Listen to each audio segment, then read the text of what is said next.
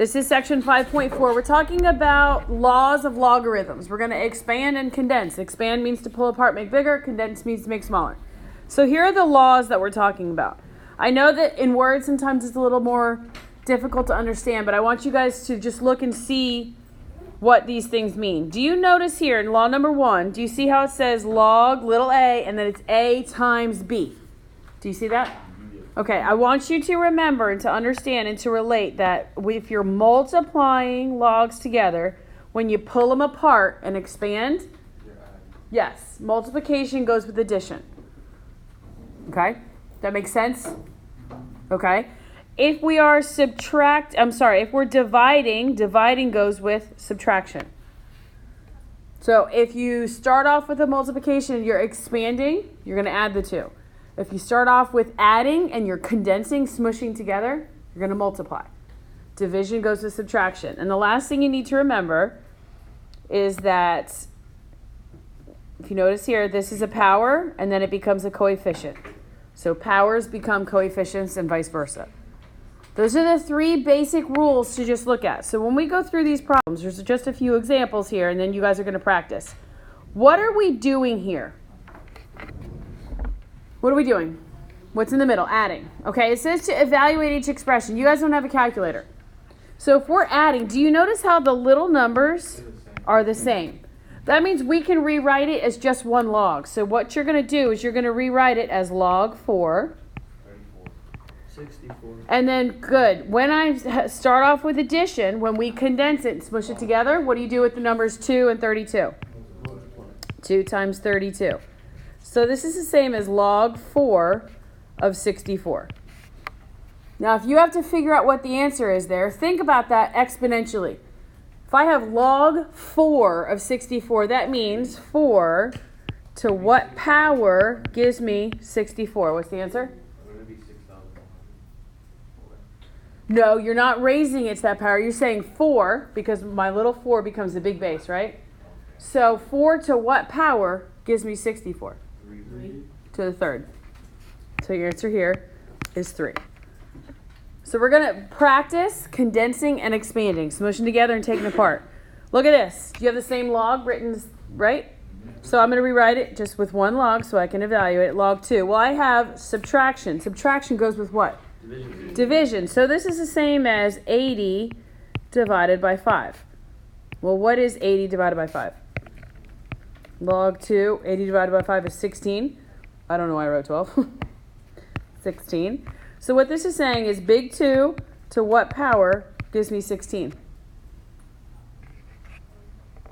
2 times what? 2 times itself, how many times gives me 16? 4. Good. God bless. Never mind.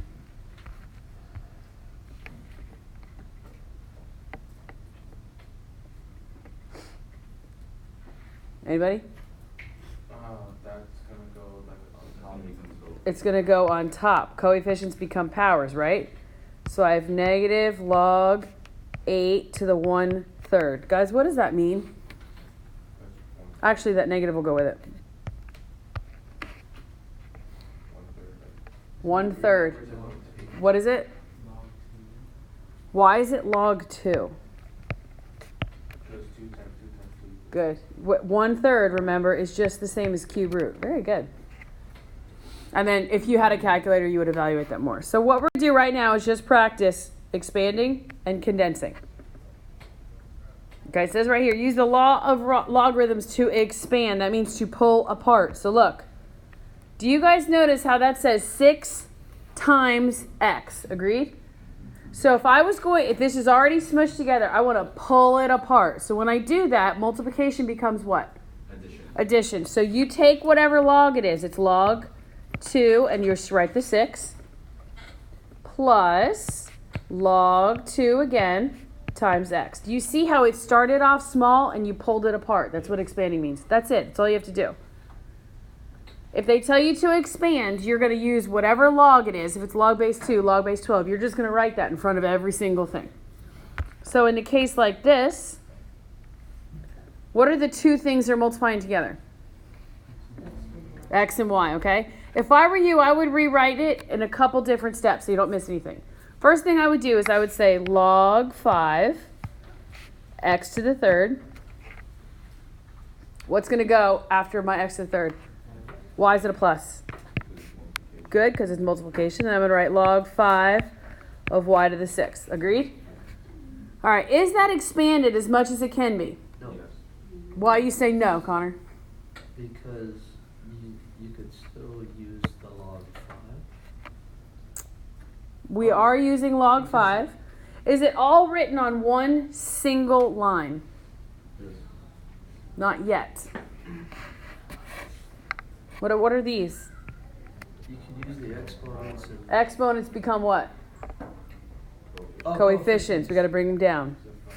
Bring them down in front. So this is 3 and 6. log 5 of x plus 6 log 5y. Do you see how they're all written on the same plane? No exponents anymore? The only thing you have to worry about, you can't have exponents when you're expanding. And then you have to remember that addition and multiplication go together. Division and subtraction go together. This isn't real hard. This is just a matter of paying attention to everything that's going on. And we're going to practice a lot of these. All right, now we have natural log. It's the same thing.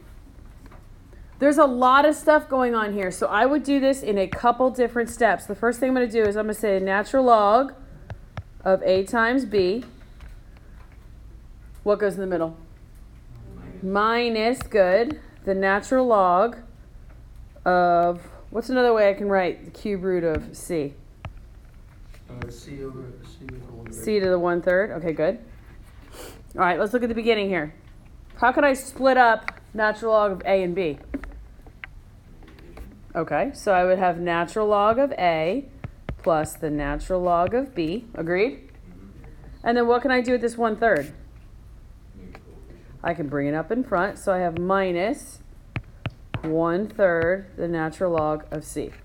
Do you see how everything is written? Every single thing in your expression has its own natural log. You see that? See how you have a, b, and c? So natural log is in front of a, it's in front of b, and it's in front of c.